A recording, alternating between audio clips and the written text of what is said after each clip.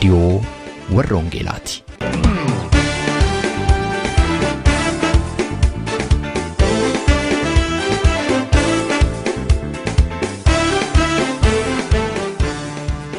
रेडियोन वर्रोंगेला tokkummaa waldooti Oromoo warroongeelaa Awurooppaatiin qophaa'e torbanitti si'a tokko guyyaa sanbadduraa dhaggeeffattoota biyyootii gaanfa Afrikaaf naannoo isaatiif akka lakkoofsa sa'aatii Itoophiyaatti galgala sa'aatii 12 hamma sa'aatii 12:00tti dambalii gabaabaa kiilooheerzii 15,515 yookaanis meetir baandii 19 irratti dhaggeeffattoota kibbaaf giddugaleessa Awurooppaatiif immoo akka lakkoofsa sa'aatii giddugaleessa Awurooppaatti galgala sa'aatii 21 hamma sa'aatii 21:00tti dambalii giddugaleessaa kiilooheerzii 1,355 irratti kan isin qaqqabu tamsaasa wangeelaati.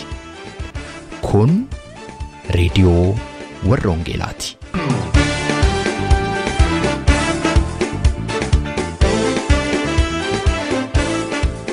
Sagalee tokkotu na keessa ture calliseen nan boo'e erga markaba sana yaabee galagaleen ilaale dhugaa baay'ee boo'e hin boonye waansa amma dhugaa kan dara jira kanaan humneen jira galagaleen hiqqireen boo'e sila garuu baay'ee jabaadhee jira humni na keessa jira humni waaqayyoon na keessa buutee jira dhugaa of jechituun ta'e sirrii maxxanfamanii jira.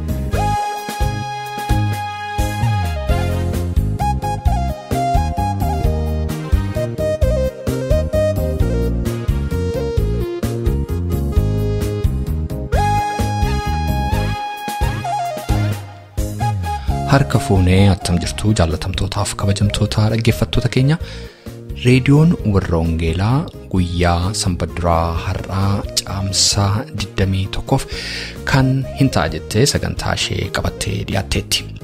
Sagantaa keenya har'aa keessatti torbee kan isinii jalqabnee turre barsiisaa sagalee waaqayyoo obbo Fiqaaduu Beenyaa Finfinneerraatii ergamootaaf iyyuu gaaffiidha mata duree jedhuun kan dhiyaate kutaa lammaffaasaa akkasumas immoo waldaa Oromoo warroongeelaa London irraatii addee Ijjigaayyoo Kiflamaariyaamii wajjin gaaffiif deebii torbee jalqabnee kutaa lammaffaaf isa xumuraa har'atti isiniif ufna.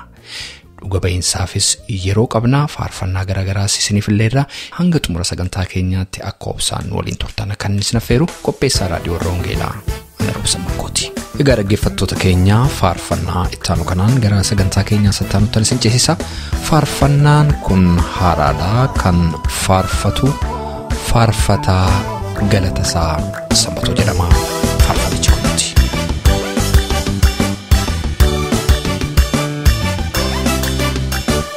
Fedha koof kayyoo koomaraa kee godaadhee si waaqessu yaadaan qabu si toflaadhee. Kachungos kara fuldura miti duba fo ananko si jejuda badimba feda kof kayo komara ke godade siwa kesu yanda ngabu sitoflade Kachungos kara fuldura miti duba fo ananko si jejuda badimba dadanako tati dadanako tati dadanako farfanako tati farfanako tati farfanako jajanako tati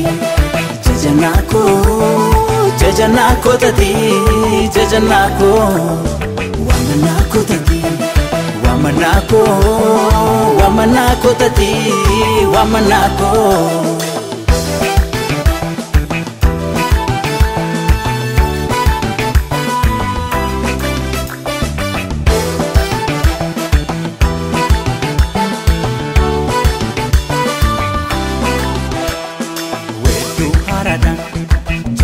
Makakef nan wedisa faru galata wae gudumake nan odessa harka domare gochanke danuda kana jala iddomi daga sanati faru kotti fufa barabara du harada jaje makakef nan wedisa faru galata wae gudumake nan odessa harka domare Janke danuda kana jala domi daga sanat harun kotti fufa barabara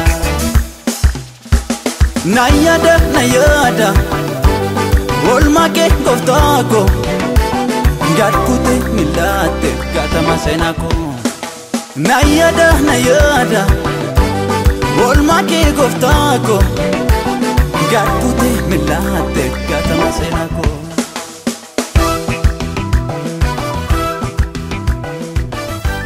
nagaan waaqayyo akka jiraata hunduma keessaniif baay'atu sabni waaqayyo attam jirtu barumsa keenya yeroo darbe jalqabne ergamootaaf illee gaaffiidha isa jedhu Zakkaariyaas boqonnaa 1:12 irraa isa akkas jedhu jechuu kooti ammas ergamaan waaqayyo deebisee yaa waaqayyo gooftaa maccaa hamma yoomiitti mandara Yerusaalemii fi mandara Yihudaa warra waggaa 70 itti dheekkamte kanaaf araara hin deebifturee jedhe isa jedhu irra dhaabbannee ergamootaaf illee gaaffiidha barumsa jedhu jalqabnee turre barumsa kana boqonnaa 1 irratti kan walii wajjin ilaalle jireenya gaaffiidhaan guute kan jedhu ture achi jalatti jireenya gaaffiidhaan guute jedhu jalatti tajaajilaanis tajaajilamaanis gaaffii qaba kana jechuun Zakkaariyaas inni tajaajilamu ergamaan waaqayyo inni dhufee erga Zakkaariyaasitti himu akka tajaajilaa ta'e jechuudha akka inni gaaffii qabu macaafni Zakkaariyaas kun immoo akka inni gaaffiidhaan guute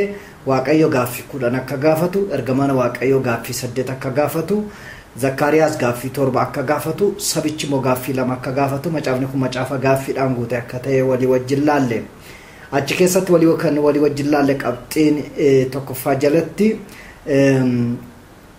tajaajilaanis tajaajilamaanis gaaffii qabasa irratti daballee kan ilaalle waaqayyo akka inni gaaffii kanaatiif deebii halluudhaan akka inni deebii laachuu jalqabe kana jechuun fardeen 3 toora galchee bifa 3 qaban toora galchee argisiise fardi diimaa farda boorii fi farda adii fardi diimaan bara waraanaa bara rakkinaa akka inni ta'e fardi booriin immoo bifa adiif bifa diimaatu wal makaadha waan ta'eef bara gaariif bara gadhee bara hammeenyi keessa guuteetii fi bara gaarummaan jiru lamaansaa wal makee iddoon ni taa'e akka inni ta'e walii wajjin ilaalle kanatti fufee kan nuti ilaalle farda adiidha farda adii jechuun guutummaa guutuutti nagaa fayyaa gararraadha amma gajjallaatti beekaadha amma wallaalaatti nagaan biyya keessa akka inni guutu toora qabatee kun immoo akka inni dhufu waaqayyo kan akka inni dubbate walii wajjin ilaalle boqonnaa 2 irratti dabarre boqonnaa 2 irratti waaqayyo akka inni finyoo fudhatee ba'e akka inni magaalaa Yerusaalemin safaruu jalqabe waaqayyo otoo sabichi deebi'ee hin dhufiin asii eebba akka inni qopheessuu jalqabe walii wajjin ilaalle amma gara boqonnaa 3tti dabarra waaqayyo otuu rakkoo hawaasaa guutummaaf guutuutti furmaata laatiin dura karoora isaa keessaatiin ni jalqaba rakkina tajaajiltoonni qabaniif furmaata kennu akka ta'e walii wajjin ilaalla kadhata gabaabaa godhanna waaqayyo abbaa keenya gooftaa keenya sagalee keessa jiraataa nutti dubbadhu afurri qulqulluun nu abarsiisu haala nuyi keessa jiruttiif deebi'i nuuf haa laatu barsiisni kun yaa waaqayyo kadhannaa keenya wajjin wal makee haala keessa jirruuf deebii haa ta'u maqaa Kiristoos Yesuusiin ameen. Boqonnaan 3 rakkoon tajaajiltootaa furmaata argachuu isaati inni jalqabaa jireenya abidda keessa jiraachuu akkas jedha Zakkaariyaas 3:1-2tti yeroo kan biraa immoo Iyyaasuun hangafni lubaa jedha gadiiqe immoo seexanni immoo isa hammeessuudhaaf gara mirga isaa otuu dhaabataa jiru inni anatti argisiise yommus ergamichi seexanaan waaqayyo si'aa ifatu achumarraan gadi siiqee namichi kun akka mukukkula ibidda keessa jiru keessaa butamee mitiiree jedhe jedha. Iyyaasuun iddoonni ture tajaajilaan kun lubni kun iddoonni ture iddoonni ka'umsa isaa yeroo nu ibsu ergamaan waaqayyo mukukkula abidda keessaa butame jedha mukukkula jechuun warri baadiyyaatti guddattan beekuu dandeessu ani baadiyyaatti waan guddadheef beekaa gar tokkoon gubataa gar tokkoon fayyaa jechuudha gar tokkoon muka gar tokkoon isaa boba'aa jiru gar tokkoon isaa immoo fayyaa ta'e gar tokkoon isaa aarri keessaa kan yaa'u gar tokkoon isaa immoo fayyaa kan ta'e duubni isaa fayyaa kan fakkaatu jireenya namaa keessi isaa immoo gubataa kan ta'e jechuudha. Jireenya akkasii keessa namoota hedduutu jiraata. Namoonni baay'een bakkeedhaan uffanni bareechee deema. Namoota baay'een bakkeedhaan kosmootiksiin bareechee deema. Namoonni baay'een keessi isaanii garuu gubataadha.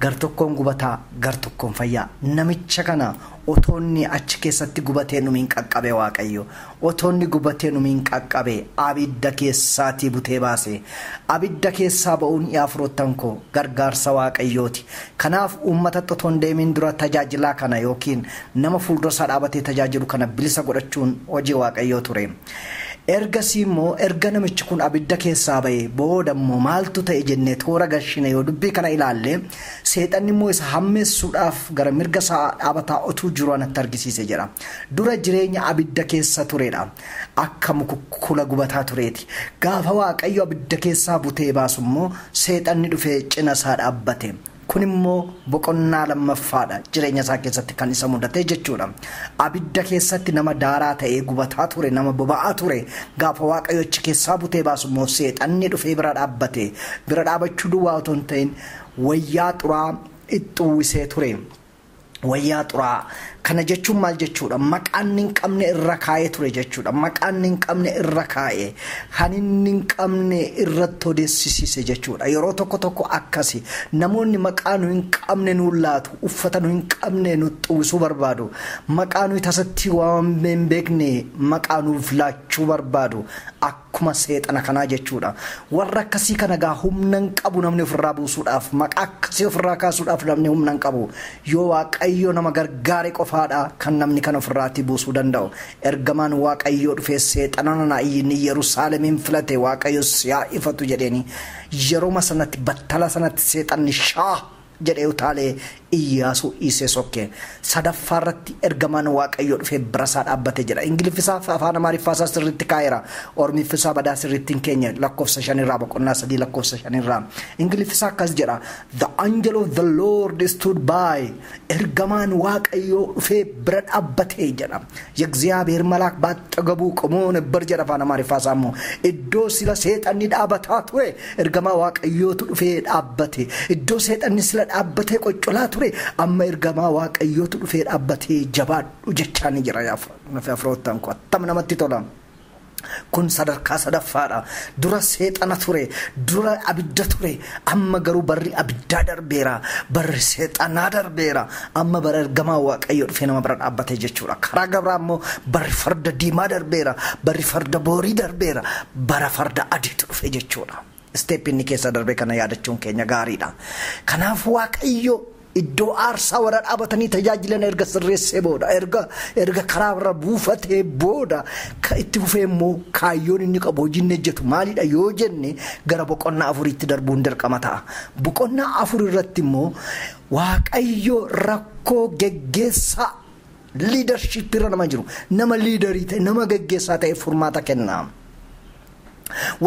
waldaan kiristaanaa ballee lama qabdi jedhama inni tokko pastoral wingi lubootaan kan geggeeffamu inni gara biraan immoo leadership warra jaarsolii waldaadhaan geggeeffamu jedhamee waldaa tokko keessatti hin beekama keessumaa waldaan ni jiru keessatti akkatti beekama iddoo kanatti kan jiru Zarubaabel isa hawaasa geggeessu isa mana waaqayyoofis xiyyeeffannaa laatu nama akkasiiti hansaammoo qorumsi isaa maalidha kan isa sanaa seexana kan isa sanaa abidda kan isa kanaa immoo maalidha boqonnaa 4 lakkoofsa 7 irraa akkas jedha ati tullum naqabeessanana ati maali ati Zarubaabel duratti lafa walqixa hin taata jedha hubannee mi'a ilaallu waaqayyo boqonnaa 3 irratti seexana kaase boqonnaa 4 irratti immoo tulluu kaasa luba Iyyaasuu qorumsi isaanii jalqabaa abidda ture kan Zarubaabel immoo tulluudha kan Iyyaasuu seexana mul'atu ture kan Zarubaabel immoo kan geggeessaa sabaa ta'e immoo seexana mul'anne tulluu duuba dhaabbatu ture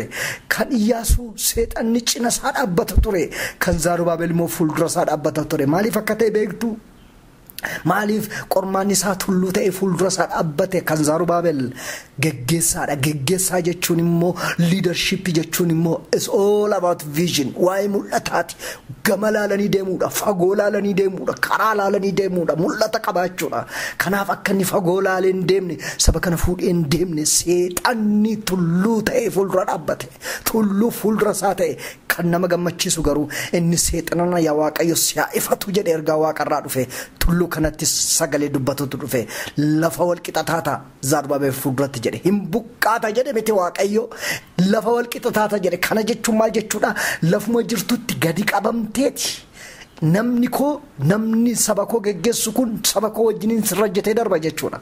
Yaa firoottan koo viktiriin waaqayyoo injifannoo waaqayyoo isa kana buqqisee balleessu otoo hin ta'in isa karaarra dhaabatee si danqu gadi qabee akka sirrajjatee darbu akka sirrajjatee dabartu si godha jechuudha. Galanni waaqayyoof haa ta'u attam namatti tola. Tulluu nana jedhe waaqayyo seexana nana jedhe waaqayyo argitanii seexanni sagalee waaqayyo dhagaa tulluun sagalee waaqayyo dhagaa. Kanaaf waaqayyo otuu gara uummataatti hin darbiin dura mana isaa keessaa tottoshataa ture. Leadership capacity building irratti hojjete. Namoota mana waaqayyo keessaatti hojjetan irratti hojjete waaqayyo. Boqonnaa 4 keessatti waan jiru keessaatti inni tokko jijjiirama maqaati. Jijjiirama maqaa tokko boqonnaa 4 lakkoofsa 11 hanga 14 irratti ani ammas muka ejersaa lamaan warra gara mirgaaf gara bitaa baattuu ibsaa jiran kun maali jedhee nan gaafadhe. Isaan kun maali jedhee gaafadhe. Ani yeroon qabu dubbifadhaa isinitti uffaati ati isaan kanan beekture naan jedhe ergamaan waaqayyo. Isaan kun waaqayyo gooftaa macaaf hojjechuudhaaf dibamaniidha isaan kun lamaan naan jedhe jedha. Isaan kun lamaan Iyyaasuuf Zaarubaabel sila boqonnaa tokko irratti ija isaa ol fudhatee gaanfota laalaa ture. Boqonnaa tokko irratti gaanfota 4 arge ture. Amma boqonnaa 4 irratti ija isaa ol fudhatee yeroo laalu namoota dibaman nama 2 arge. Isaan kun jedhe gaafanni boqusaan qabatee laalu ergamaa waaqayyo hin beekture isaan kana lamaan. Isa warra isaanii tokko isaa bidda keessa ture. Isa daaraa ture. Isa mukukkula ture. Amma waaqayyo bara dabarsee fi yeroo dabarsee fi kunoo maqaan isaa jijjiirame inni daaraan irraa roobaa ture. Amma dibata irraa rooba. Maqaan isaa ejersadha. Zaarubaabel maqaan isaa ejersadha. Iyyaasuun maqaan isaa ejersadha. Bara maqaan nama jijjiiramu. Seexanni dhufee maqaa nama balleessa waaqayyo immoo maqaa nama jijjiira. Maqaa gaariitti jijjiira. Yaa firoottan koo galanni waaqayyoof haa ta'u. Dibata dhangalaasootti kaani lammaffaas dameen muka ejersaa lamaan warri ujummoo warqee lamaan bukkeedhaa ejersaa gadi yaasaa jiran kun maali jedheen gaafadhe jedha. Isaan kana hin beekture naan jedhee hin beekture isaan kana. Iyyaasuudhaan yeroo inni bidda keessatti jiru beeka ture. Iyyaasuudhaan yeroo seexanni bira dhaabbatuun arga ture beeka ture maqaasaa wajjiniin Zakkaariyaas. Amma garuu gaafa dibanni keessaa gadi yaa'u gaafa daaraan irraa lafaneemu gaafa waaqayyo bifa isaanii jijjiiru hin wallaalamani. Kanaaf faarfataan namni waaqayyo akkas jedhee faarfate isa moo samitii maaliif wal gaafattu bifti namaa gaafa jijjiiramu inni maqaan balleeffame maqaan gaafa jijjiiramu inni seenaan balleeffame gaafa seenaan jijjiiramu yaa firoottan koo galanni waaqayyoof haa ta'u wallaalamuutu dhufa. Isaan kun maali? Boqonnaa 4 lakkoofsa 14 irratti immoo isaan kun lamaan yeroo isaa waaqayyo gooftaa macaa bira dhaabbatan akka namatti tolu. Hallelujaa. Asittis dhiifamanaa gootu Ingiliffisaa fi Oromiffisaa sirriitti waannaan keenyaaf Ingiliffisaa yoo dubbise gaariidha. These are the two anointed ones that stand by the Lord of the whole earth.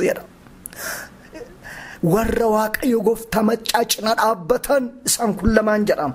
Mee duubatti yaadadhaa duubatti deebi'aa seenaa Iyyaasuu abidda keessa ture dura. Tokko seexana dhufee bira dhaabbate. 2 ergamaa waaqayyootu immoo dhufee bira dhaabbate. 3 asitti immoo waaqayyo bira dhaqanii dhaabbatan.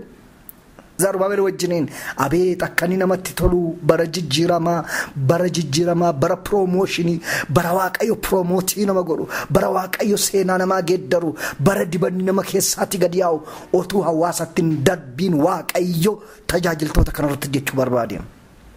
Yaa firoottan koo waa'ee hawaasa keenyaa kan boonyu waa'ee biyya keenyaa kan boonyu waa'ee waldaa keenyaa kan boonyu yoo jiraate jijjiiramni nurraati jalqaba. Mee kottaa waldaan kiristaanaa gara fuula waaqayyo fuulduratti deebina. Mee kottaa waaqayyo fuulduratti addaan lafa dhoofna. Mee kottaa waaqayyoon uummata keenyas akka abidda mukukkula abidda keessa jiru fuula waaqayyo duratti dhiyaanna. Waaqayyo nurraati jalqaba. Otuu hawaasatti hin darbin waaqayyo nurraati jalqaba. Galanni waaqayyootiif haa ta'u. Isa kana gaa kan waaqayyo gochuu barbaadu. Amma fardi diimaan barri darbaa jira. Amma fardi booriin barri darbaa jira. Amma kan dhiyaataa jiru farda adiidha. Bara nagaadha. Bara gammachuudha. Tajaajiltoota irraa jalqabeera. Promoshiniin jalqabeera. Dibamuun jalqabeera. Namoonni liidarii ta'an ka'uu jalqabaniiru. Gufuun lafarraa ka'eera. Tulluun nama fuulduraa dhaabatu cabee lafatti gad dabalameera. Ulfinni waaqayyo waaqa jiraataatiif haa ta'u. Egaa kana booddee kaayyoon waaqayyo inni itti fufee jiru moo maalidha laata? Lubaaf furmaata arga kenne. Leadership furmaata geggeessaa furmaata arga kenne. Kaayyoo waaqayyo itti fufee jiru moo maalidha laata? Isa kana immoo yeroo taanutti ilaalla. Isa dhageenya waaqayyo nuuf haa eebbisu. Ameen.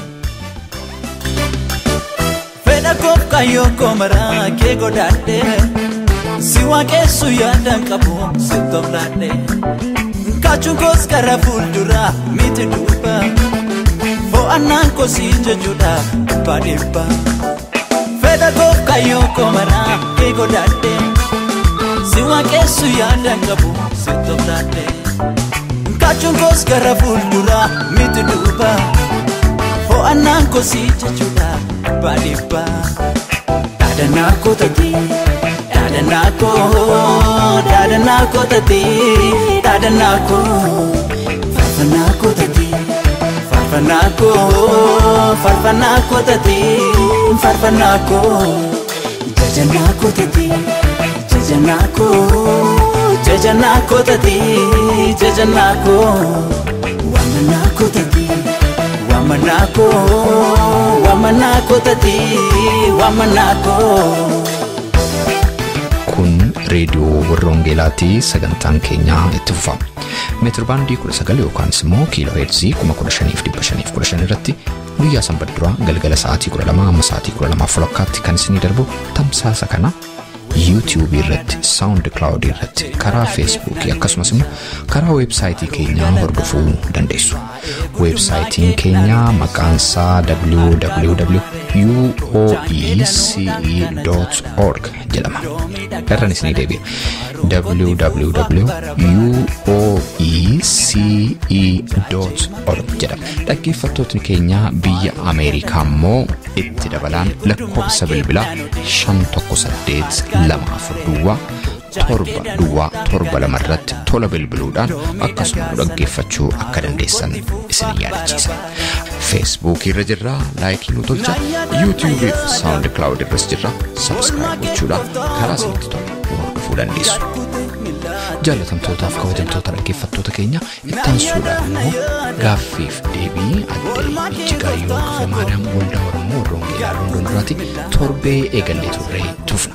Akkuma isin yaadattanii torbee darbee adde Ijjigaayyoon gaaffiif deebii keenya keessatti daa'imman waldaa kiristaanaa keessatti qabanii sagalee waaqayyoodhaan kunuunsuudhaan guddisuu maal fakkaataa kanarratti chaalenjiin waldootii diiyaasporaa irra jiru immoo maali isa jedhu eeganuutu kan booda muuxannoo gama isaaniitiif waldaa isaanii irraatii qaban nuu hiranii turanii har'a immoo tajaajila daa'immaniirraa kan adda hin baane tajaajila haadholii yookaanis immoo obboleettotaa waldaa keessatti maal akka inni fakkaatu akkasumas immoo gama kanaan muuxannoo jiru nu hiruu egaa mallee sagantaa keenya waliin akka taatan irra deebi'uudhaan isin affeera.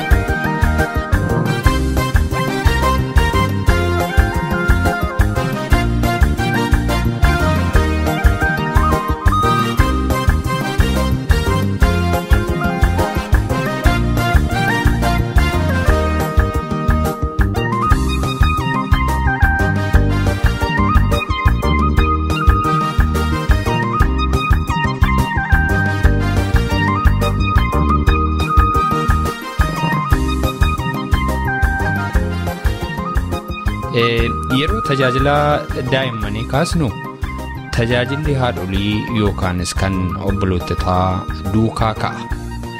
Kana laalchisee adda Ijjigaayyoo shaakala maalii nuu hirtu waldaa keessan keessaati isin amma akkuma sansilanatti himtanii tajaajila obboleettotaallee dura bu'ummaadhaan gaggeessu waldaa keessan keessatti mee kana laalchisee muuxannoo keessan nuu hiraa. Egaa tajaajilli ijoollees tajaajilli haadholiis addaan hin bahu. Egaa tajaajila addanatti wanti hundumtuu wal keessuma jira waan ta'eef ijoolleen hin dhuftu taanaan warris hin dhufanii jechuudha. Waldaan immoo hundumtuu wal qabatee jira. Abbaanis haatis ijoolleen isa faamilii. Kanaaf hundumtuu wal qabatee waan jiruuf amma yeroo egaa nuti achi dhufnu. Tokko akka obbolummaa tokko lammataa tokkummaan nutti dhaga'ama. Yoollee wal bira hin jiraanne namni hafellee namni baay'een galeedhuma walii bilbilee maal nagaadhaa waliin jedhayyuuti. Kanaaf ijoolleenis barbaachisoodha waldaadhaa fi haadholiinis immoo akkasuma barbaachisoodha waldaadhaaf. Kanaaf amma hojii keenya waldaa keessatti. Dubartooti waldaa Oromoo London keessaa hojii ga'ee guddaadha qabu. walii wajjiniin yeroo kadhannaa qabnaa walii wajjin yerootti walii wajjiniin hojii hojjechuu hiree hojii fudhannu qabnaa. Waldaan dugda duubii waldaa dubartiin hin jirtu taanaan xinnoo rakkisaa ta'a garuu as keessatti wal qabannee dhuma jirra ijoollees isaanumatu na gargaara. Hojii dubartootaas immoo dubartootumatu walii wajjin wal gargaara. Kanaaf addaan hin baasu baay'ee sedhiba walii wajjin baay'ee wal fakkaatee dhuma waan jiruufi jiraachuun waldaa namni jiraateetu hojiin hojjetamaa nama keessaa immoo nuyiyyuu warri dubartooti haadholiin baay'ee muuvii goonaa jechuudha. Tokkummaa Waaqayyoo nuu kenneen. Kun dhugumaan baay'ee namatti tola. Muuxannoo guddaadha. Yeroo darbee obboleettotni waldaa keessanii haala amma biyya keenya keessatti argamuuf rakkoo cimaa sabni keenya keessa jiru laalchisee qophii addaa tokko qopheessitanii turtani. Mee waa'ee sagantaa addaa kana waa xiqqoo nu taphachiisaa medda jigaayyo. Walii akkuma sitti mee kadhannaa walii wajjiniin godhannu kadhannaa je'attal tokko qabna. Koreen dubartootaa kun kadhannaa sana irratti ituma kadhataa jirru gara kadhataa ituu dhaquuf jennuutu maaliif waa'ee biyya keenyaa hin kadhannu kan jedhuun yaadi ka'ee Waaqayyo sigaa yaada kana keessatti akka nuti reflect itti goonu caalaa kan barbaade gaafa sana waa'ee biyya keenyaati gaafa sana kadhannee gallee sabooddee guyyaa tokko qabanneetu sabootuma keenya lammii waldaa keessa jiran waldaa alas jiran hundumaa walitti qabnee walii wajjiniin fuula Waaqayyoo barbaaddanna innee waamicha goonee jechuudha. Waamicha goonee namootis baay'een irratti argamanii Waaqayyoos nu gargaaree gaafa sana akka qalbii diddiirrannaa kadhannaadhaan gloobalii ture immoo nu guyyaa isaas yaadnee miti Waaquma qopheesse iddoo biraadhaas immoo akkasuma yeroo itti kadhatamu ture guyyaan sun. Akka kanatti kadhannaa Waaqayyoo keessatti mul'ate baay'ee nunis eebbifamnee saba keenyaafis immoo dhugaa Waaqayyo dura fudhannee ni dhiyaannee yeroo wanta guddaatu ta'e gaafa sana. Kanaaf I'm sure kadhanni gaafa sana kadhatameen deebiin Waaqayyo nuu kennes waan salphaa miti. Gaaf tokko immoo walumaa wajjin dhaabannee akka galateeffannoo abdiin qaba. Dhuguma hundi keenya abdii qabna. Waaqayyo saba keenyaaf waan guddaa gochaa akka inni jiru. Galataafis akka inni nu dhaabu. Egaa dhumarratti adda jigaayyoo waan tafe yoo jiraate yookaan dhaamsa gabaabaa dabarsuu barbaaddan yoo jiraate carraa isaanis ni kenna. Dhaamsi ani qabu waa'ee ammas ijoollee irratti ni xiyyeeffadha. Ijoolleen ijoollummaatti yoo sagalee Waaqayyoo barattee guddatte yeroo guddummaas yeroo bara umriin guddatus achiin mixxiqxuedha sagalee Waaqayyoo.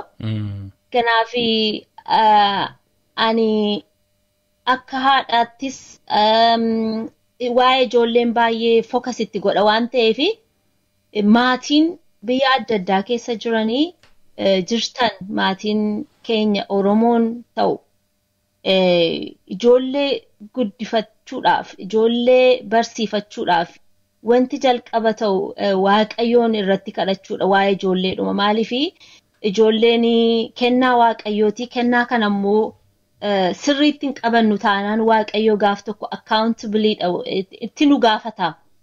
Kanaaf ijoollee keessan akkasiin gara mana Waaqayyootti waldaatti fiddanii maatiitti dabaltanii ijoolleen achi keessatti guddatanii tokko safuu baranii guddatu lammata Waaqayyoon sodaatanii guddatu hafuuruma isaan eegu kanatu lafa baratanii iddoo gurguddaa ga'anittis immoo isaan eega. Gaafa dhaqanii nama guddaa ta'anis mana Waaqayyoo irraa mittiqanii ulfinaan immoo jiraatu bara isaanii hundumaa maaliif Waaqayyootu gaaddidduu sanaan isaanirra jira maaliif mana isaa keessa jiru waan ta'eef. Kanaaf waamichumaan godha dhugaa saba Waaqayyootiif ijoollee keessan waldaa yeroo oolanii waan gaarii baratu isinitti hin fakkaatin maaliif wanti isaan ilaalanii wanti isaan itti taphatan hundumtuu wanta kiraayimiitti waan adda addaatti isaan geessu ta'uu danda'a. isin yaadu arguu dhiisuu dandeessu garuu isaan hin beeku. Wanti isaan sammuu isaanii keessa galu kuni booddee isaan miidhuu danda'a. Garuu yoo ijoollee keessan sagalee waaqayyootiin dubbii waaqayyootiin gorsaa guddifattanii ijoolleen booddeen isaanis jireenyi isaanis akka bareedettaaf akkanan jechuu barbaada. Itti dadhabaa gatiinsaa garuu booddee argama. Maaliif ijoolleen dhuguma nama dadhabsiti guddisuu ijoollee salphaa miti. Tokko amala adda addaa qabu. Lammata immoo ijoolleen unikiidha, specialidha. Akka uniqueness isaanii kanatti ijoollee kana amala isaanii qabatanii darbuun bu'aa guddaa qaba jedheen dhaamsa dabarsaa. Egaa waan tokko yoo walii wajjin haasa'uu barbaanne yeroo biraan immoo waaqayyoon irratti kadhadhee sinii wajjin haasa'aa am open yoo naasofsiisuu barbaaddanis waan tokko gorsaan anis haadha ijoolleetii waaqayyoos immoo karaadhuma kanarra na guddisaa jira waan ta'eef wal quunnamuu dandeenya jechuudha. Waaqayyo si haa eebbisu roobsan kuwaatis. Eebbifamaa addee Ijigaayyoo anillee guddaan isin galateeffadhaa. Dhugumaan dhimma baay'ee barbaachisaa dhimma hegeree biyyaa hegeree waldaa hegeree hunda keenyaa ilaallatu irratti ibsa bal'aa fi barumsa bal'aa nu laattanii gara fuulduraattis immoo akkuma kanaa yeroo bal'aa qabaannee dhimma wal fakkaataa yookaanis dhimmoota biraa irratti akka waliin haasofnu anillee abdiin qaba. Waaqayyoo jireenya keessan maatii keessan tajaajila keessan eebbisu. Eebbifama. Amen.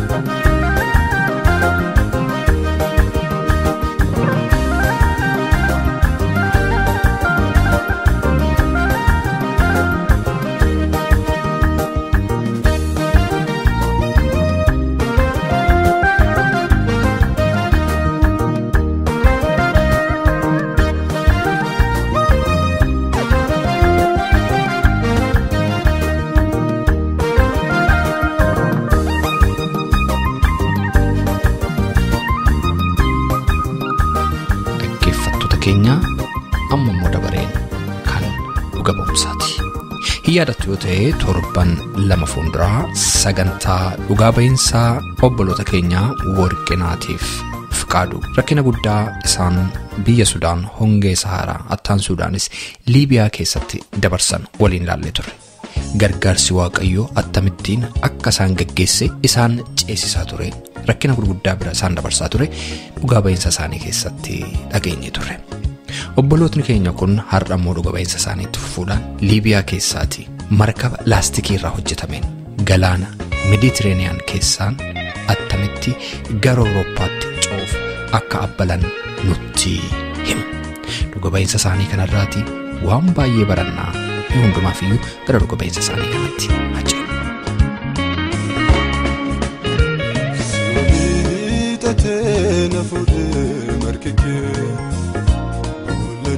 Keessa iddoomtuun jirree firrinaan gaafanne jireenya fokkisa olumaan kee baay'atee walga'ee irratti kun jedheen qabnisa maqaa kee maal jedhee waame garaan koo na ciisa. Siwamo abba jalter gamte hada jade siwamo hada jalter gamte konke malanjada konke malanjada yesu sanjalada.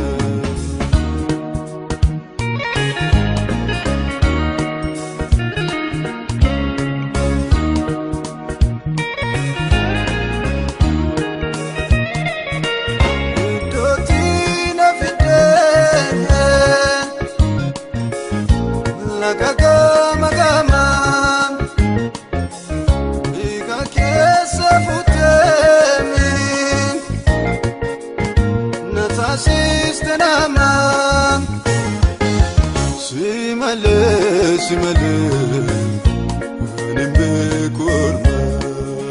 simale simale nimbe kurbe situna midiksen ganda dua kesan jawi chafan kabete situ chaf service gara galaanatti nu adeemsisuudhaaf lafa turre san keessa magaazana san keessa yeroo nu kaasan kana haalli jiru gaariin turre ijoolleen baay'ee warra namoota biyya lafaatti musliimota baay'eetu achuma keessa magaazana san keessa ijoollee ji'oota baay'ee turanidha.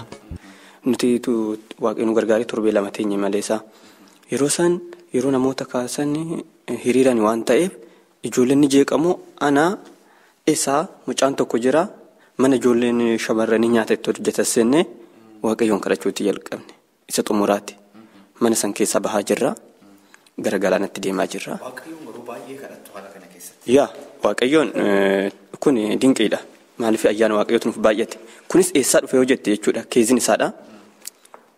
Jaalalli waaqayyoof qabnu gararraarra obboloonni keenya biyya Suudanii jiran yeroo san amantoonni Suudanii keessa jiraatan akka waldaa afaan Oromoo Ebenezer kan jedhamu jira waldaan Amaanu'el jira waldaan Makaneesus jira isaan kun afaan Oromootiin waaqeffatu isaan kun sadan walitti dhufaniit soomaaf sagada labsanii kadhachaa turan yeroo san waan nama keessaa hin banneen irraanfatamneedha waliin galan ture isaan humtuu achitti garuu guyyaa kana walitti dhufanii yeroo dheeraa torbee dheeraa hamma nu achi baanutti waaqayyoon nuuf kadhatan humna nuuf ta'in nu yeroo san hin jajjabaanna waaqayyoon halkan san hin kadhanne waaqayyoon akkas jenne halkan kun ati halkan Israa'elootaaf kaatee dhaabattee loltisanii jenne halkan san nuuf haa ta'u jenne waaqayyoon kadhanne harka wal qabannee sadan keenya kuuwwan musliima shabarran nu bira dhufuu hin danda'anii haadha manaa isaa duwwaadha kiristaanni shabarran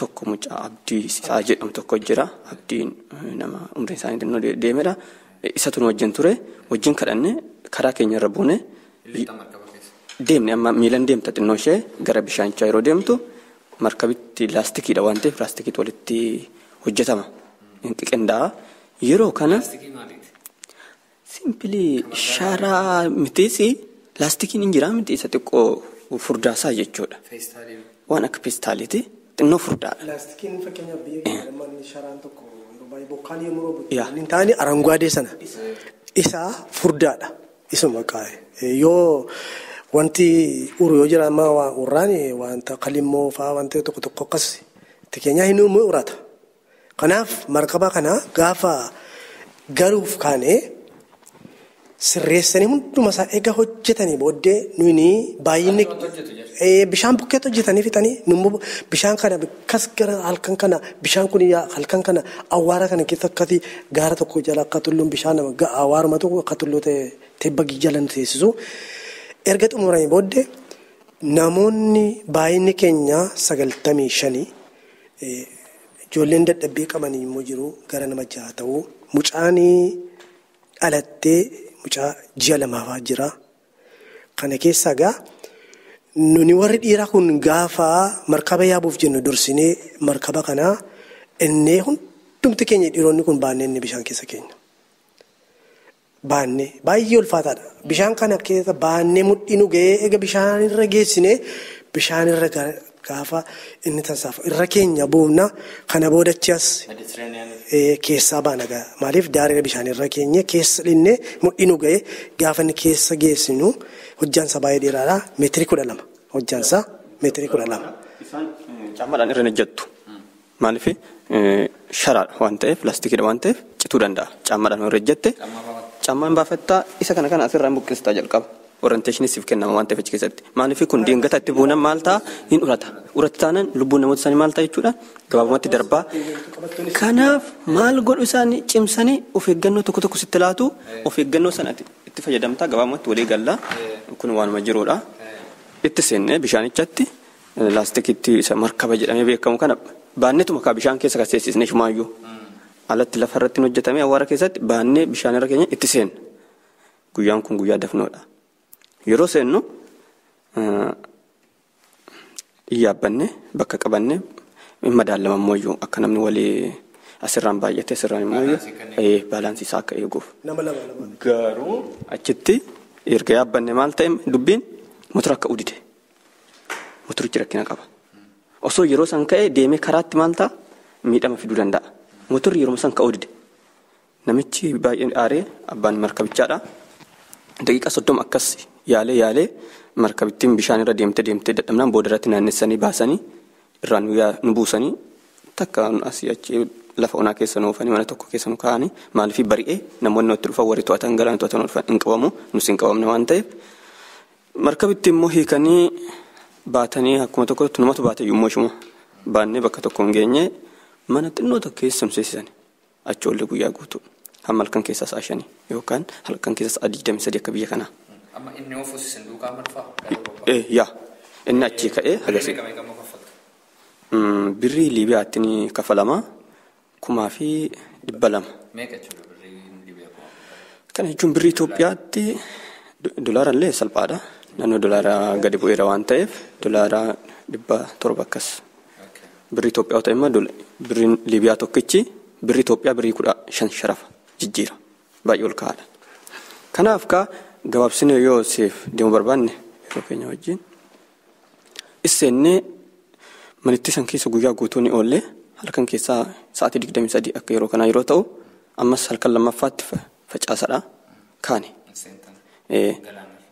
Galaanatti deemna takkaa miilan deemnee gara galaana dhaqne markabittuma kaleessa diddee san guyyaa motorri isaa jijjiirameera waan ta'eef walitti ishee qindeessanii hidhanii fuunee bishaan irra keenya ammas isuma san yaabbanne yeroo yaabbannu markabitti keessa bishaan seeneera maaliif lammaffaa deebi'ame hidhame taanaan immoo baay'ee rakkisaadha maaliif mukaa fi laastikiidha wantichi laastikiin immoo al 2-3 yoo tuttuqame baay'ee rakkisaadha biloonidhaan hidhama waan ta'eef sodaachisee bishaan seenee innaane ijoolleen baay'een isaanii warri biyya lafaa kun hin deemnu jedhanii hamma wacanii iyyanitti ga'an musliimota baay'atu waan ta'eef hin dandeenye isaan onnis qabaachuu hin dandeenye nuti garuu hamma fees yoo ta'e dadhabaa namaayyoo osoo taane ayyaanni waaqayyo nu jabeessa yeroo isaatti raayitii guddaa isaa nuuf godha akka deemnuuf yeroo isaa wantan immoo in hambisa akkuma guyyaa dafnoo sababa motora isaaniitiin nu hambise facaasaa isaatti garuu waaqayyo akka deemnuuf waaqarraa ka'e waan ta'eef hin jalqabne karaa jarri warri nu gaggeessan daldalonni Liibiyaadha nu wajjin deemanii hanga daqiiqaa akkas 35-40 kan ta'u deemanii yoo jedhan ijoolleen nu buusi jedhaniiti iyyan hin deemnu kanaan bishaan seenaa jedhan waan ta'u jedhanii waan baay'ee isaan dubbatanii boodarratti karaa keenya hin jalqabne isaan osuma nu wajjin deemanuu bishaan keessatti gad of darbatan lama waan ta'eef Liibiyaanonni daakaa gama ga'u isaan naannoo daqiiqaa 45 daakanii lafatti ba'u dandeettii kana qabu jechaadha isaan nuti karaa keenya yeroo jalqabnu halkan walakkaadha wanti mul'atu hin jiru dukkana baay'ee ulfaata namni wal arguun hin jiru haalli teessisan madaalamaadha waan ta'eef bakka taa'ee namni tokko socho'u hin qorra namni socho'uu hin danda'u bakka taa'ee socho'uun rakkina guddaadha madaallichi ka'a ani finni akka tasaa wal gargaaree bakka tokko nu teessise walumatti aanne teenye musliima tokko tasiin taa'ee inni baay'ee nama rakkisaadha sheeka jedhee nama baay'ee magaazanattis haala adda addaatiin nurratti hojjechuu yaaledha garuu nama jimmaati.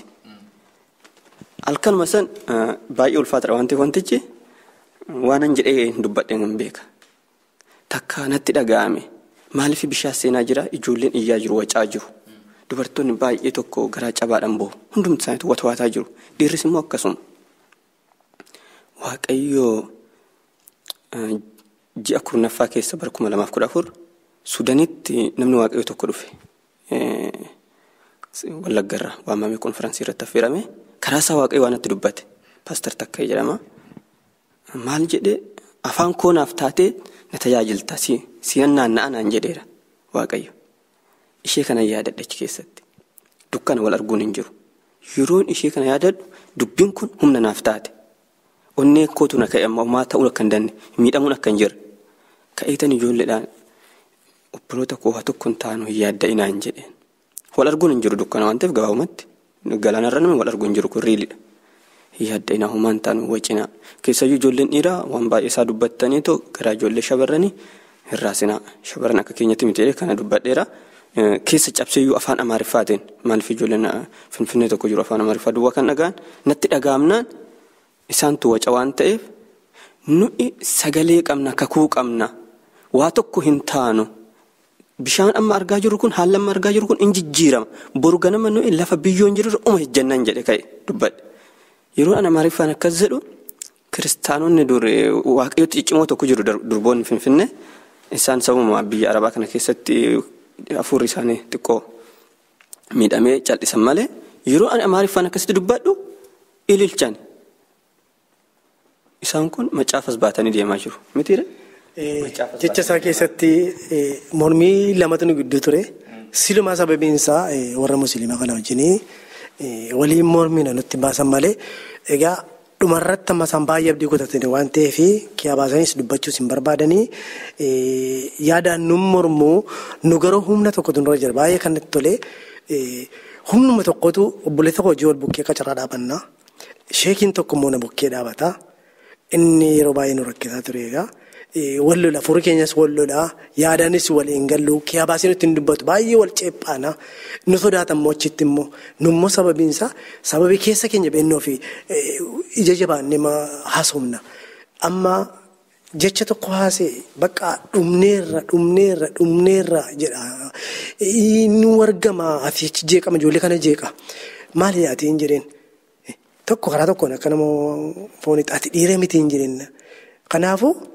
Bakka yoo kanaan nu raawwata ta'e okay raawwata immoo hin ceena nuni hinuma ceena waan ta'eef waan sodaannu hin qabnu hin ceena amantiin qabdooti hin jireen atofumaatti sheekiidhaan jireen dhugaadha kunoo jiran sheekiidha maal takka dariitii bakka nuyi hin ceena naan maalitti agarte maalitti beektaa maalitti argiteeti nuti hin ceena jettuun nana mana nagaan jedhe jecha kanan jedhe nana mana nuni nama amantiitti waan ta'eef namoota waaqayyoo hin amannaa hin ceena amantii akkasiin qaba bakka nuyi nima ceenaan ittiin jedhe kana booda obboleetti kooti dhaadannoo tokko dhaadate achuma keessaa cal jedhaadhee dhaadate abdii nama jajjabeessu sagalee tokko Amaariffaan haasa'e jecha kanallee inni haasaa kana booda gabjina ammas deebinee nuni waan tokko hin taanu hin ceenaa sababiin isaa kan nama dhibu macaafa tokko laphee irra kaadhee addeetti hidhadhee jira kan nama macaafa kakoo waaraa addina laphee korratti hidhadhee jira isa duwwaan narratti hafe maaliif wanta tokko fudhannee hin baane jarri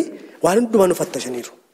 Yeroo yaamne sanatti wanti hundumtuu kiisii keenya keessaa akka sibiilii ta'u filatanti bambaan nu qabnu waan hundumaa nu fattashaniiru kanaaf akka carraa dudda keenya gaafa nuyi markaba yaabuuf jenne dudda markabatti galagalchinee dudda keenya keessaa wanta jiru hundumaa nu fattashanii hamma caammaa warra caammaa irraa baasanii garuu kan nama dhibuu dhufee yeroo sananii markabatti galagaleeni laphee korra macaafi jira maqaa Yesuusiin hin jedhee meeffadha amma yeroo sana ofii kootii yeroo sana natti hin buune dudduma koo akkuma wanni gara dudduma kooti harkuma qabee darbe warra kaan gaduu manaan si fattashiimoonni godhe na bira hin geenye sanumaan yeroo sana humni tokko wanti narra bu'ee jiran humnuma waaqayyo ofirratti arge sanumaan markaba sana keessattis hamma bishaan kun egaa walakkaa gaafa geenyu baay'ee dhugumaanii dhibaa bifumti isaa yommuu ilaalu nama hollachiisa achumarraa nama kuffeessa garuu nuni dhaabannee jirraan dhaabannaa.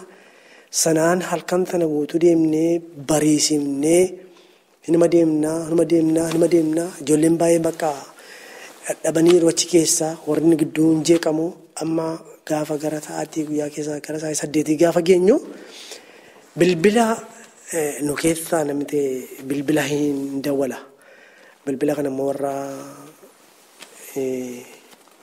isaan kana inni kaapteenii fi kompaasman kan jedhamutu jira. Markaba keenya warri hordofan jechuudha.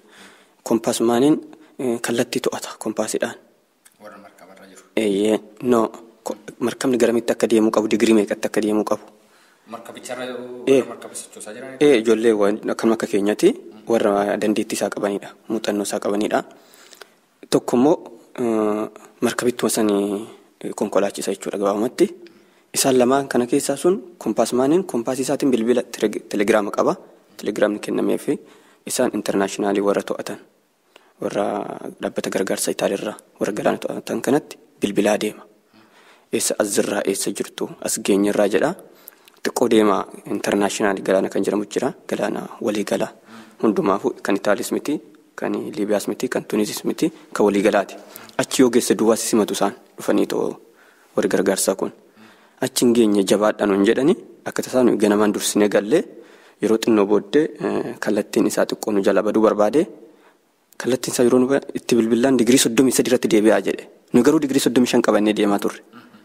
Xiqquma yeroo akkana naannessinu digirii 33 irratti mucaan yeroo deebisu jarri asirraan dhaabatan warri gargaarsa markabni guddaan Red Cross dha isaanii wal argine walitti dhufne garuu jidduu sanitti yeroo galaana kanarra deemu wanti hin irraanfatamne jechuudha. Wanti hin argee dubbachuus dadhabe ijoolletti yeroo san hoon dubbadhe raafama akka ta'a. Roobii beektaa? Roobii bishaan keessa jiraatu. Roobiin allama jechuudha markaba keenya hordofaa ture nu duuba. Fiiga. Mucaan kaapteenichi argeet yeroo inni hordofu baay'ee ariitii isaa dabala. Kan markabittiidha. Deemee tafa. Roobiin kun al tokko akkasitti irraa darbine lammaffaattis akkasumatti itti dhufe. Mucaan baay'ee of duratti eeggatee konkolaachisa waan ta'eef inni eeggatee bira hin dabarre. Kun silaa yeroo baay'ee jabdu rakkisaa ture. Roobii jechuun baay'ee ulfaataadha markaba irratti. Qurxummiilee gurguddaan jiru asiin osoo gara waaqayyo nu dabarsee jara wajjin wal qunnamne. Yeroo wal qunnamne wanti guddaan ta'e tokko jira. Markaba teenyatu dhufe laastikiidha ka. Isheetu dhufa. Kilaasii 3 qabdi, kilaasiin tokko hin dhufe. Jarri dhufanii isin eenyu eessaa dhuftan nuun jedhanii nu gaafachaa jiru. Eenyuun natti bilbilee jedhanii isaan nu haasofsiisaa jiru. Markaba irra dhaabatan immoo kun nu waraabaa jira viidiyoo evidensii qabachuudhaaf. Yeroo dha'u ijoolleen hin wacanii isaan garuu callisaa rakkin hin jiru callisaa jedhanii tokko tokkoon gara markaba isaaniitti nu dabarsuu jalqabanii harka isaanii keessa seenne. Kanaaf jaalalli biyya Itaaliitiif qabnu uummataa fi saba isaaniitiif qabnu bakka guddaadha keessa koo keessatti anaaf namoota baay'ee akkasitti oolchaniiru waan ta'eef waaqayyooti isaan kaase. I'm sure baay'ee natti dhaga'ama. Jaalalli isaaniif qabu immoo fuulduraaf hin dabala malee hin hir'atu. Hojiin isaan hojjetan hojii salphaa miti waan ta'eef bifa kanaan dhufnee biyya Itaalii oddoo Lampeduusaa jedhamtu irra qubanne. Gabaabumatti ishee markaba laastikii jedhamtu kanaan naannoo sa'aatii 8 deemne markaba isaaniitiin nu simatanii sa'aatii 8 deemne Lampeduusaa lafa jedhamtu geenye. Akkuma halkan baay'ee jabduu san bakka ijaawwan hin arginetti lafa biyyoon jiru irraa ejjechuun koon oolu. Akkuma jedhe waaqayyo sa'aatii 16 booddee lafa biyyoon jiru irra nu ejjisiise. Kanaan waaqayyotti baay'ee gammanna. Itti dabalan baay'ee tammanni haasee irratti baay'ee kan ammayyuu garaan raasu. Markaba guddaan sun yeroo fuulduratti agarree kaapiteeniin inni jedhu amma dhaamseera dhaabatee bishaan irra kan saafamna callimne bishaan marra naannofna. Akka gamaatti cees nu ilaalu. Isa jabeessee dubbachuu bare waa'ee waaqayyoo nu gidduu galee yommuu inni rakkina kana keessa nu tarkaanfachiisa. Isa jechuu kan hin barbaade. Dhaabatanii ilaalu nu lubbuu keessarra namni kun dhumeera isaan achi dhaabatanii ilaalu nutti hin dhufanii markaba xinnoo markaba guddaa kanarraa boosanii dhufanii naanna'anii nu ilaalu. Nutti dhiyaatanii naanna'anii ilaalu. Nu raafamneera dhumneera ijoollee hun. Akkamatti irra naanna'a akkuma bishaan.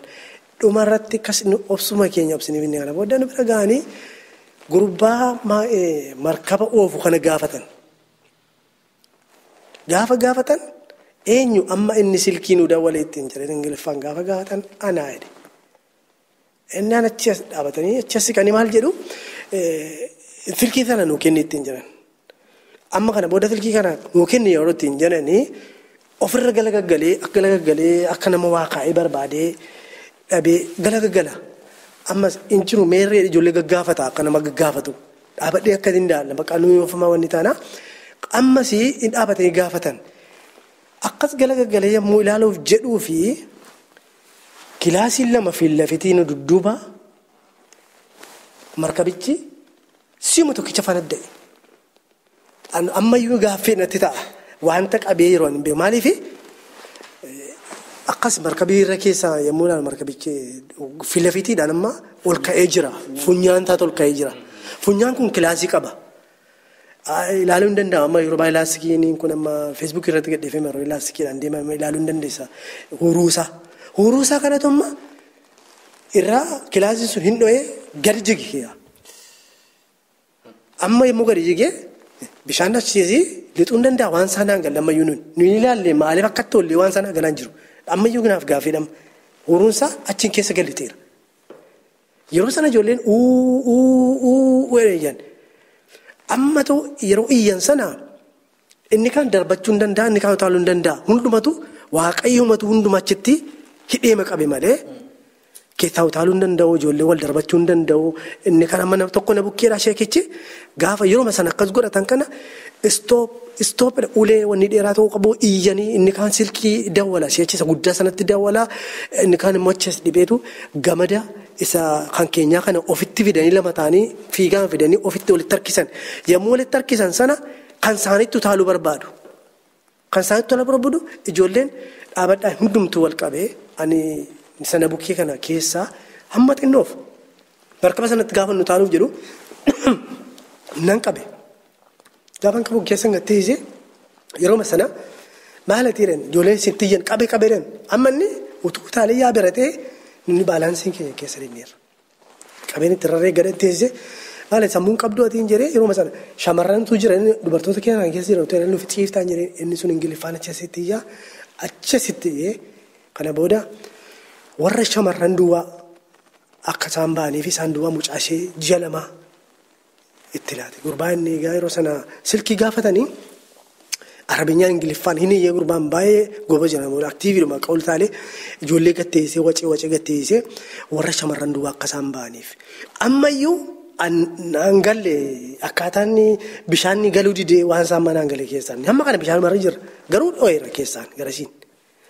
Sana booda ijoollee warra mucaashee ji'a lamaa sana hiixatanii fuudhanii gamada walitti hidhanii kan keenyaaf kan jiraa walitti gadee booddee akka jalaa achi hin sokkineef gamada walitti hidheetu achi tokko immoo yeroo sana fiigaa dhufee markabii tokko itti naanna'anii warra shamarran kan warra dubartoota kan keessaa funaanutti ka'an. Erga funaananii keessaa lama lamaan achitti erga naqanii booda egaa waaqayyo gargaaree hundumti keenya gabii godhatanii ijoolleen qalbiin keessa yaasanii markabii lama dhufee hunda isaanii keessaa funaanee isa guddaa sanatti dabarsee akka kanatti nuni of hin beeknu ergee dhagachi gallee yaamne iyyuu namni of bareen jiru hundumtuu bakka sammuun namaas yaada namaas hin jiru inni kan bishaan itti faffacaanutti biifanii egaa hamma achi yaamnee teenyuchi hundumtuu akka nama sammuun qalbiin badee walitti haasaarrataa gammachuun yeroo sanaa kaasee bakka markaba ishee sana utuu ilaalloo achi deebisanii kirbii wanni itti caalanii hin guban. Bishaan abidduma markaba isaarratti achirratti gubanii utuu sanaan jirru egaa markabi lama immoo teellaan nu duukaa dhufe. Egaa waaqayyo akka itti nu gargaaree egaa achi gallee markaba sanaan immoo sa'aatii 8 markaba guddaa sanaan sa'aatii 8 bishaan sanarra deemne. Ammas sa'aatii 8 deemnee egaa lafa gashanitti achi nu gashanii waaqayyo akka kanatti nu gargaaree sana keessaa baane jechuudha gabaabaa lamatti. Erga achi galle kanan baay'ee waaqayyoon galateeffadhu. Waaqayyoo ijoollee isaa hin gatu sagalee tokkotu na keessa ture calliseen nan bo'e erga markaba sana yaabee galagaleen ilaalee dhugaa baay'ee bo'e hin boonye waan isaa amma dhuguma kan dara jira kanaan dhumneen jira galagaleen hiqqidheen bo'e sila garuu baay'ee jabaadhee jira humni na keessa jira humni waaqayyoon na keessa guutee jira dhugaa of jajjatuun ta'e sirrii maxxanfamanii jira sana mundi raafaman kana waan tokko obboleessa kana ijoollee jira abannee ma jira mudhii keenya jedhamee ma jira garuu gaafa achi gallu yaamnee chira teenyu egaa gammachuudha ta'e immoo waliin agarre nan bo'een ofan dadhabee taa'ee man bo'ee ilaalee man bo'ee utuu man bo'ee maali waaqayyo warra isa jaallatudha karaa hundumaa gargaaree gara gaariitti san geessa isa jedhu karaa hundumaa isa jedhu waaqayyo karaa hundumaa akka inni gargaaru sagaleen kana guyyaa hundumaa keessa kootti inni bahu waaqayyo gargaarsa waaqayyo karaa baay'ee argine karaa baay'een argee kanaaf gochaan waaqayyo nuuf godhee gochaa salphaa miti kanaaf utuu dubbannee amma irratti yaadne dubbanne iyyuu waan baay'ee dubbanna yeroo nun ga'u toorumaan wanti nu dubbannus baay'ee qabaachuu dandeenya kanaaf waaqayyo nu gargaaree kun akka kanattis biyya kana galleerra waaqayyoof galanni guddaan haa ta'u waaqayyo isa nu gargaare kanaaf baay'inee galateeffannaa carraa kan arganne akka kanattis immoo yaada kana noo yeroo keetiif yaada kana siif yeroo keetiifis nusi guddifnee waaqayyoon galateeffannaa sichis nuni warra isaaf dhugaa baanidha. Kaleessas warra isaaf dhugaa baanidha. Har'as warra dhugaa baatudha. Boriif fichittis fuula durattis immoo warra isaaf dhugaa baanidha. Waaqayyo maaliif siluma ganama yaadaan nu qabee jira. Nu balleessuuf mini nuun hojii hojjechuuf nuun nu leenjisee jedhan jireenya koo keessatti waan hin argamanii ammanii umurii koo keessatti wanta nama keessa dabarsee dhufe mana barumsaan galee leenjii mana barumsaa jechuudha. Wanta bareen qaba jireenya koo keessatti wanti namni ofii isaarratti arge jireenya isaarratti arge immoo namoota warra kaaniif immoo ifa dhugaa ba'uufis dubbachuu fi wanta yeellaasisu hin jiru. Kanaaf ani akka gama kootiitti akkasitti hubadhaa. Kanaaf carraa isumaan argadhe kanaafanii baay'ee waaqayyoon galateeffadha. Galanni isaaf haa ta'u. Akka kanatti carraa nu laattanii yaada dhuga ba'umsa kana nurkaa fudhachuu keessaniifis nus guddinee baay'ee waaqayyoon galateeffannaa. Akka kanattis gara fuulduraattis immoo caalaatti hojii amma jalqabdan kana waaqayyo ayyaana isaa isiniif baay'isee kanarra caalaa iyyuu namoonni kan itti beelabaan namoonni kan itti dheebotan dheeboo akka ba'an isa kana akkasinitti jabaattanii hojjettanii fi anis kadhata koo keessatti isin bukkeenan dhaabadhaa. Waaqayyo gooftaan isin haa eebbisu. Galatumaan jedha. Anis guddisee maqaa dhaggeeffattoota reediyoo Warra Hongeelaan lamaan keessan isin galateeffadhaa. Obboleessa koo Warqinaa, obboleessa koo Fiqaaduu. Isin waaqayyoo rakkina gurguddaa keessa, abidda keessa, galaana keessa isin dabarse. Iddoo tokko tokkotti seenaa isinatti himtan kun seenaan San Phaawulos fa'aa hojii ergamootaa keessatti naannoo Malaaxiyaa jedhamtutti markabni isaanii caccabinatti fakkaata. Iddoo tokko tokkotti immoo isa waaqayyo saba Israa'el galaana isaa hiree ceesisa fakkaata. Waaqayyo bara keenya kana keessas dinqii gurguddaa gochaa jira. Humna waaqayyo sanarraa kan akkasumatti ilaalaa jira. Humna kadhataa keessan ilaalaa jira. Waaqayyo darbee immoo isinii nammallee waan guddaa hojjetaa. Isinillee nu kadhadhaa. Illee isinii kadhannaa. Waaqayyo gooftaan barjaamaa. Lamaan keessa maatii keessanis na eebbisu.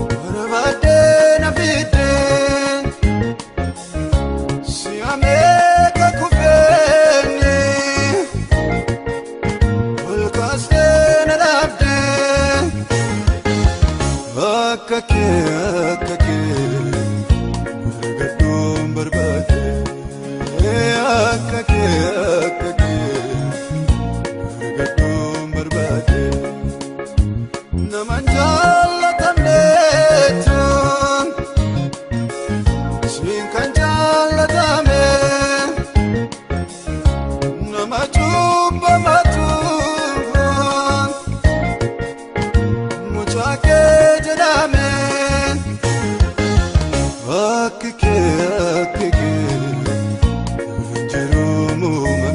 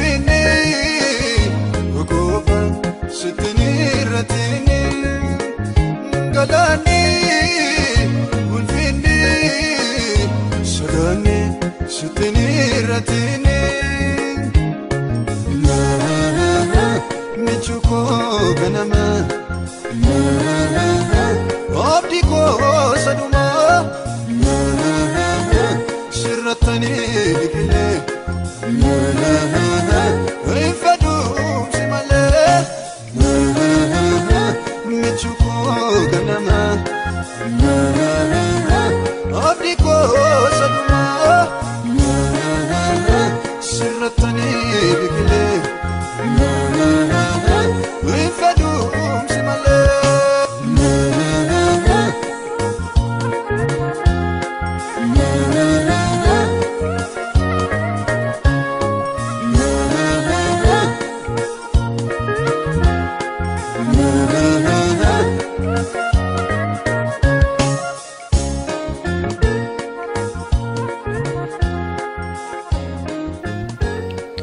dhaggeeffattoota keenya sagantaa keenya irratti akka eebbifamtan abdii qabna. Waa'ee sagantaa keenya gaaffii yookaan yaada qabaattaniif karaa teessoo xalayaa keenya rww@tevelingsvine13 Oslo Norway jedhaatiin nu barreessaa yookaanis karaa iimeela keenya raadiyoowarrawangeelaa@gmail.com jechuudhaan nu qunnamaa. Torbee sagantaa biraatiin hamma walitti deebinutti nagaa waaqayyootiin